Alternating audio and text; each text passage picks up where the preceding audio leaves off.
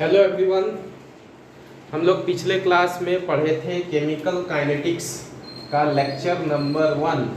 आज हम लोग पढ़ेंगे केमिकल काइनेटिक्स का लेक्चर नंबर 2।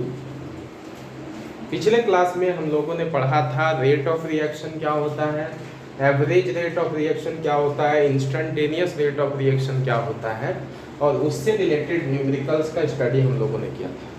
आज जो हम लोग स्टडी करेंगे वो मेनली करेंगे factors affecting rate of reaction. जो पिछले क्लास हम लोगों ने पढ़ा था रेट ऑफ रिएक्शन के बारे में, आज हम लोग पढ़ेंगे कि कौन कौन से फैक्टर्स उस रेट को अफेक्ट करते हैं। तो जो सबसे पहला फैक्टर होगा that is nature of reactant. दो रिएक्टेंट हम लेते हैं अब बता रहे हैं उससे कैसे रेट ऑफ रिएक्शन इफेक्ट करता है। जैसे सपोज एक आयरन लिए एक सोडियम लिए हैं, वाटर से रिएक्ट करवाते हैं, और एक बार आयरन लिए हैं, इसको वाटर से रिएक्ट करवाते हैं। इसमें दोनों रिएक्टेंट का नेचर अलग अलग है, एक सोडियम एक आयरन है। लेकिन जब देखा गया कि सोडियम आयरन वाटर के साथ बहुत फास्टली रिएक्ट करता है, लेकिन आयरन वाटर के साथ बहुत स्लोली रिएक्ट करता है, तब बोला गया कि rate of reaction depends upon the nature of reactant. If nature of reactant is different then rate of reaction will be different. तो हम लोग यहाँ पे एक लाइन बोलते हैं कि rate of reaction depends upon nature of reactant. ठीक है, full stop. If nature of reactant is different,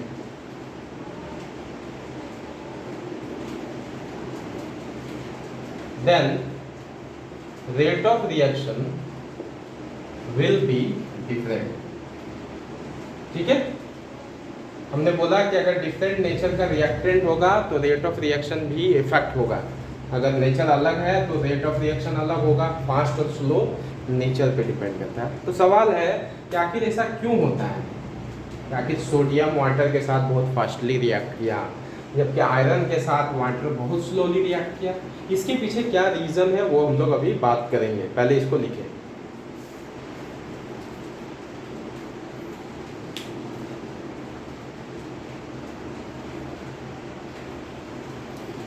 तो हम लोग इसी का चर्चा करेंगे कि ये सोडियम क्यों फास्टली रिएक्ट किया, आयरन क्यों स्लोली रिएक्ट किया।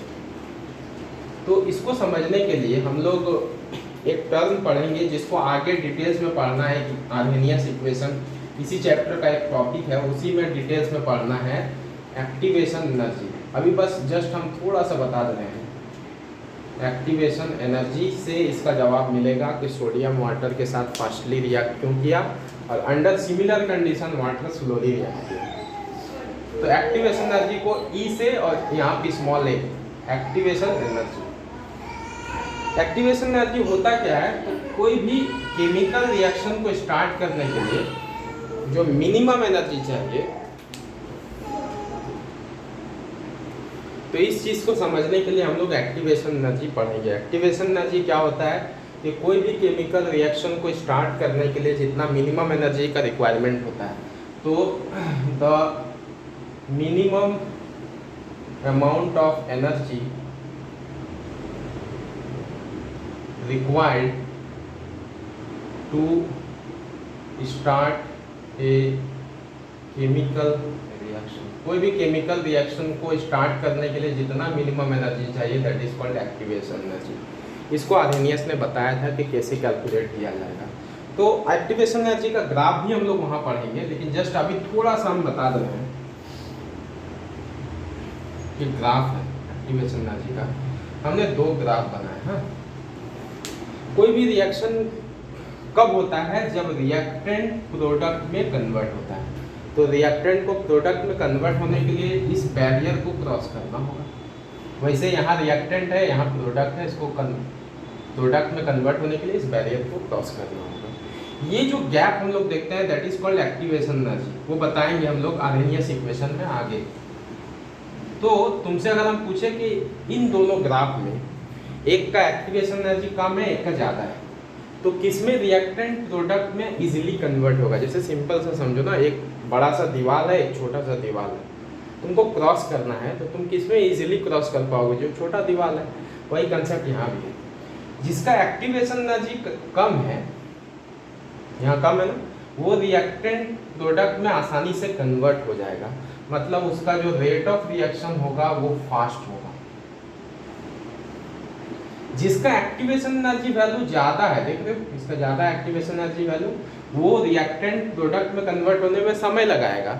मतलब उसका रेट जो होगा वो स्लो होगा। जैसे अभी हम पढ़े थे एक एग्जांपल कि सोडियम वाटर के साथ बहुत फास्टली रिएक्ट कर रहा था, लेकिन आयरन के साथ सिमिलर कंडीशन में स्लोली रिएक्ट कर रहा था। ऐसा इसलिए हो रहा है क्योंकि जो सोडियम का एक्टिवेशन एनर्जी है, सोडियम का एक्टिवेशन एनर्जी वैल्यू कम है, एक्सपेरिमेंटल है ये, एक्टिवेशन एनर्जी वैल्यू सोडियम का कम है, इसीलिए इसका रेट क्या है, फास्ट है। लेकिन आयरन का एक्टिवेशन एनर्जी वैल्यू क्या है, ज़्यादा है, इसीलिए इसका रेट क्या है, slow. Reactant having low value of activation energy react fastly, और जिस रिएक्टेंट का एक्टिवेशन एनर्जी वैल्यू हाई होगा रिएक्ट स्लो। इस कंसेप्ट को याद रखना, इसको डिटेल्स में हम लोग आगे पढ़ेंगे। फिलहाल हम सिर्फ सोडियम और water means different nature of reactant होने की वजह से रेट ऑफ रिएक्शन डिफरेंट हुआ, रीजन था एक्टिवेशन एनर्जी। पहले लिखें इसको।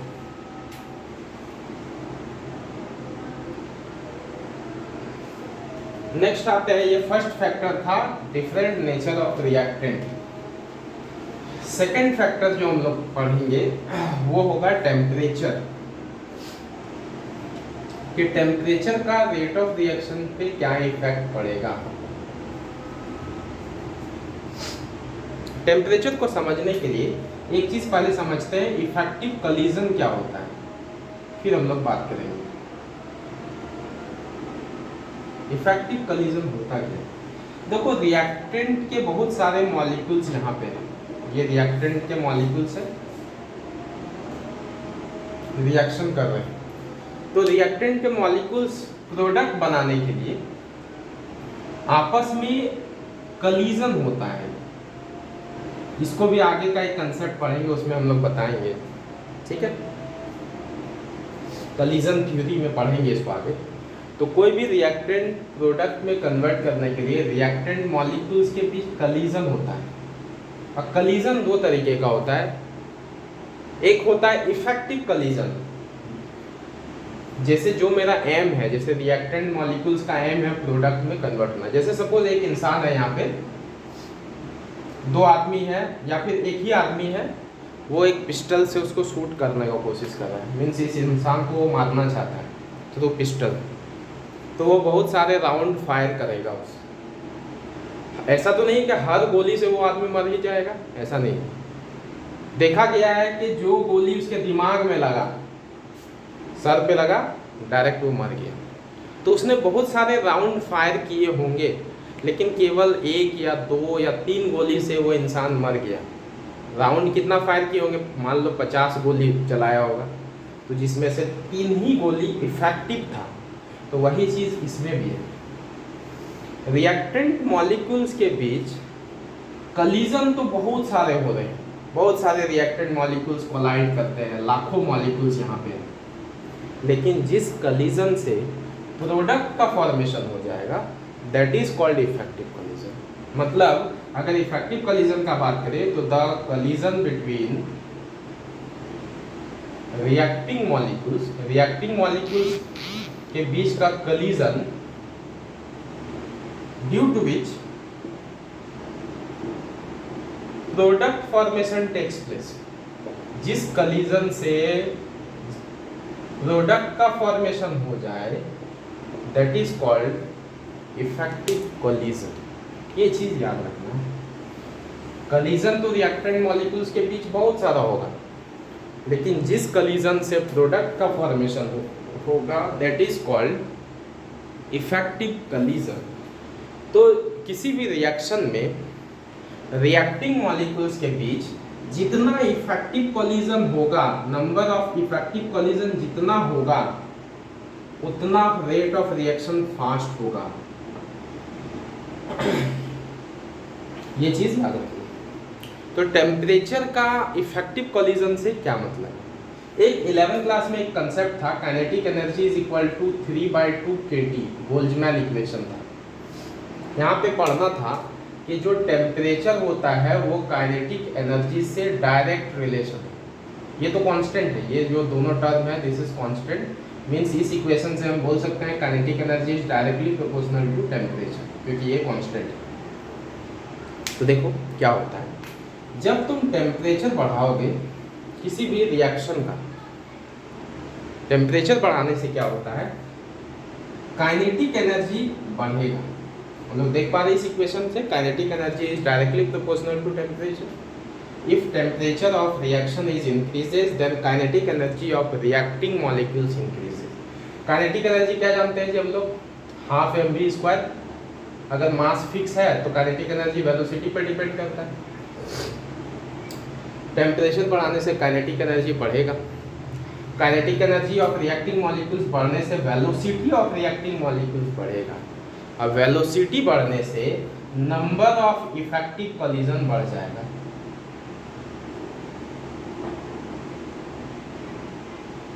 जैसे एक मशीन गन से कोई इंसान शूट कर रहा है, उसमें गोली जो निकल रहा है वो बहुत स्पीड से निकल रहा है, बहुत नंबर्स ऑफ जो फायर होगा वो ज़्यादा होता है। तो जितना स्पीड से तुम गोली चलाओगे उस आदमी का मरने का चांसेस उतना अधिक रहेगा। वही चीज़ यहाँ भी है कि टेम्परेचर बढ़ाने से काइनेटिक एनर्जी बढ़ा, काइनेटिक एनर्जी बढ़ाने से वेलोसिटी बढ़ा। किसका वेलोसिटी बढ़ा? रिएक्टिंग मॉलिक्यूल्स का वेलोसिटी बढ़ा। और रिएक्टिंग मॉलिक्यूल्स का वेलोसिटी बढ़ेगा तो नंबर ऑफ इफेक्टिव कोलिजन बढ़ जाएगा, और नंबर ऑफ इफेक्टिव कोलिजन बढ़ेगा तो रेट ऑफ रिएक्शन तो फास्ट होना ही है। तो इस तरीके से हम लोग देखते हैं टेम्परेचर का रेट से इफेक्ट होता है। ठीक है, इसको लिखवा देते हैं, पहले ये लिख लें।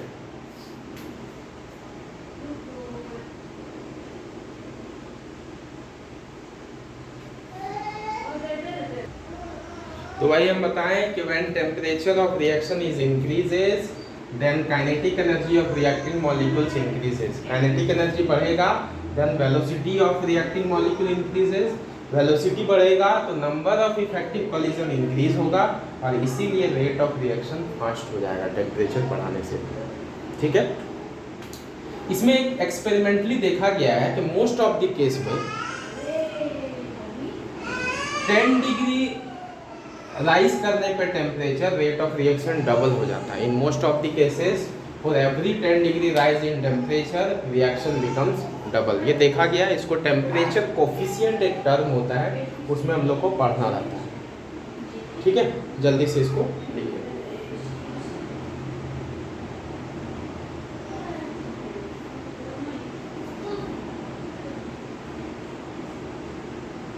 थर्ड, ये सेकंड हो गया। थर्ड में हम लोग आते हैं कंसंट्रेशन ऑफ रिएक्टेंट। रिएक्टेंट के कंसंट्रेशन पे कैसे रेट ऑफ रिएक्शन डिपेंड करेगा। सपोज एक रिएक्शन में रिएक्टेंट के मॉलिक्यूल्स ज़्यादा है, और एक रिएक्शन में रिएक्टेंट के मॉलिक्यूल सपोज कम है। कंसंट्रेशन का बात कर रहे हैं, एक में कंसंट्रेशन ज़्यादा है, एक में कंसंट्रेशन कम है। तो अगर हम बात करेंगे कि जिसमें कंसंट्रेशन ऑफ रिएक्टिंग मॉलिक्यूल्स ज़्यादा है, नंबर ऑफ रिएक्टिंग मॉलिक्यूल्स ज़्यादा है, उसमें नंबर ऑफ कलीजन भी ज़्यादा होगा। इसमें नंबर ऑफ कलीजन क्या होगा? कम होगा। और जब नंबर ऑफ कलीजन ज़्यादा होगा तो नंबर ऑफ इफेक्टिव कलीजन भी होने का चांसेस ज़्यादा है। तो जब तुम कंसंट्रेशन ऑफ रिएक्टेंट बढ़ाते हो तो नंबर ऑफ रिएक्टिंग मॉलिक्यूल्स बढ़ता है, क्योंकि कंसंट्रेशन तो नंबर्स पे भी डिपेंड करते हैं। Number of moles per unit volume पढ़ते थे कंसंट्रेशन ऑफ सॉल्यूशन का। उसी तरीके से concentration depends upon the number of particle, number of reactant particle. तो number of reactant particle, concentration बढ़ाने से नंबर ऑफ रिएक्टेंट पार्टिकल बढ़ेगा, और रिएक्टेंट पार्टिकल जितना अधिक बढ़ेगा नंबर ऑफ इफेक्टिव कलीजन बढ़ेगा, और इफेक्टिव कलीजन जितना अधिक होगा रेट ऑफ रिएक्शन उतना फास्ट होगा। इसके केस में रेट ऑफ रिएक्शन फास्ट होगा, इसके केस में स्लो होगा। इसको लिखते हैं। हाँ, तो वही लिखे हैं कंसंट्रेशन ऑफ रिएक्टेंट कि जब कंसंट्रेशन ऑफ रिएक्टेंट बढ़ेगा तो नंबर ऑफ रिएक्टिंग मॉलिक्यूल्स बढ़ेगा, नंबर ऑफ रिएक्टिंग मॉलिक्यूल्स बढ़ेगा तो नंबर ऑफ इफेक्टिव कोलिजन बढ़ जाएगा, so that rate of reaction बढ़ेगा। तो ये सिंपल सा कंसेप्ट था कंसंट्रेशन ऑफ रिएक्टेंट। फोर्थ जो है दैट इज कैटालिस्ट, कि कोई भी कैटालिस्ट कैसे किसी रिएक्शन को अफेक्ट करता है। ये तो हम लोग सुनते आ रहे हैं शुरुआत से कि पहले कोई रिएक्शन बहुत स्लो था, जैसे हमने कैटालिस्ट डाला उसका स्पीड बढ़ गया। तो रेट ऑफ रिएक्शन कैटालिस्ट पे तो डिपेंड करता है, कैसे वो हम लोग बात कर रहे हैं। तो एक चैप्टर हम लोग पढ़ेंगे सरफेस केमिस्ट्री आगे के क्लासेस में, वहाँ हम लोग जानेंगे कि कैटालिस्ट भी दो तरीके का होता है। एक होता है पॉजिटिव कैटालिस्ट, एक होता है नेगेटिव कैटालिस्ट। पॉजिटिव कैटालिस्ट 95% जितने भी कैटालिस्ट हम लोग देखते हैं या जितने भी कैटालाइटिक रिएक्शन देखे हैं वो सब पॉजिटिव कैटालिस्ट है। पॉजिटिव कैटालिस्ट उसको बोलते हैं जो रेट ऑफ रिएक्शन को फास्ट कर देता है। जैसे पहले स्लो था, कैटालिस्ट ऐड किए, रेट ऑफ रिएक्शन स्पीड हो गया, फास्ट हो गया। लेकिन नेगेटिव उसको बोलते हैं जो रेट ऑफ रिएक्शन को स्लो कर देते हैं। इसके पीछे भी रीज़न होता है कि कोई भी कैटालिस्ट नेगेटिव और पॉजिटिव कब होगा और किस बेसिस पे, किस कंडीशन पे वो नेगेटिव हुआ या किस में पॉजिटिव हुआ, ये सरफेस केमिस्ट्री चैप्टर में पढ़ना है। तो कैटालिस्ट किसी भी रिएक्शन का स्पीड को बढ़ा भी सकता है, घटा भी सकता है। मैक्सिमम केस में कैटालिस्ट स्पीड को बढ़ाता है, किसी किसी केस में घटाता है। ऐसा क्यों होता है वो देखो। तो सपोज ये हमारा एक रिएक्शन का सपोज एक्टिवेशन एनर्जी का ग्राफ है। ये सपोज एक रिएक्शन है, उसका एक्टिवेशन एनर्जी का ग्राफ ये पहले कब, जब इसमें हम कैटालिस्ट ऐड नहीं किए। जैसे हमने कैटालिस्ट ऐड किया तो कैटालिस्ट क्या करेगा, इस एक्टिवेशन एनर्जी का पाथ को ही बदल देता है। पहले एक्टिवेशन एनर्जी इतना था, जैसे कैटालिस्ट डाल दिए वो या तो इसके एक्टिवेशन एनर्जी को घटा देगा। जो पॉजिटिव कैटालिस्ट होंगे, पॉजिटिव कैटालिस्ट जो रिएक्शन पाथ होगा, जो रिएक्शन पहले था उसका जो एक्टिवेशन एनर्जी है उसको वो डिक्रीज कर देता है। अब हम लोग को पता है ना कि अगर एक्टिवेशन एनर्जी पहले इतना था अब डिक्रीज होकर इतना आ गया तो रिएक्शन तो फास्ट हो गई। तो एक्टिवेशन एनर्जी मैन इफेक्ट करता है, सॉरी कैटालिस्ट मैन इफेक्ट करता है एक्टिवेशन एनर्जी पे। अगर कैटालिस्ट एक्टिवेशन एनर्जी को घटा दिया तो रेट ऑफ रिएक्शन फास्ट हो जाएगा। और कोई कोई कैटालिस्ट ऐसे होते हैं जो एक्टिवेशन एनर्जी का पाथ को बढ़ा देते हैं। तो अगर कोई कैटालिस्ट एक्टिवेशन एनर्जी को बढ़ा दे किसी रिएक्शन का तो उसका रेट स्लो तो होगा। अब ऐसे कैटालिस्ट होते हैं नेगेटिव कैटालिस्ट। तो rate of reaction depends upon the catalyst. कैसे, तो कैटालिस्ट एक्टिवेशन एनर्जी का पाथ को चेंज करके किसी भी रिएक्शन की स्पीड को घटा या बढ़ा सकते हैं। If catalyst decrease the activation energy of reaction then rate of reaction becomes faster. If catalyst decrease the activation energy, sorry if catalyst increase the activation energy then rate of reaction becomes slow. इस तरीके से catalyst effect करता है। देखिए हाँ, तो यही हम बताएंगे कैटालिस्ट क्या करेगा, रेट ऑफ रिएक्शन को चेंज करेगा, आइदर इंक्रीज और decrease by changing activation energy. ठीक है, कैसे, तो अगर कैटालिस्ट एक्टिवेशन एनर्जी को डिक्रीज कर देगा, किसी भी रिएक्शन का एक्टिवेशन एनर्जी को घटाने से रेट ऑफ रिएक्शन फास्ट होता है। तो कैटालिस्ट अगर एक्टिवेशन एनर्जी को डिक्रीज करेगा then rate of reaction fast हो जाएगा। एंड वाइस वर्सा लिखे हैं, मतलब if catalyst increase activation energy then rate of reaction becomes slow. यही पढ़ना था हम लोग को catalyst. This is the fourth factor which effect the rate of reaction. And last factor हम लोग पढ़ेंगे वो है सरफेस एरिया।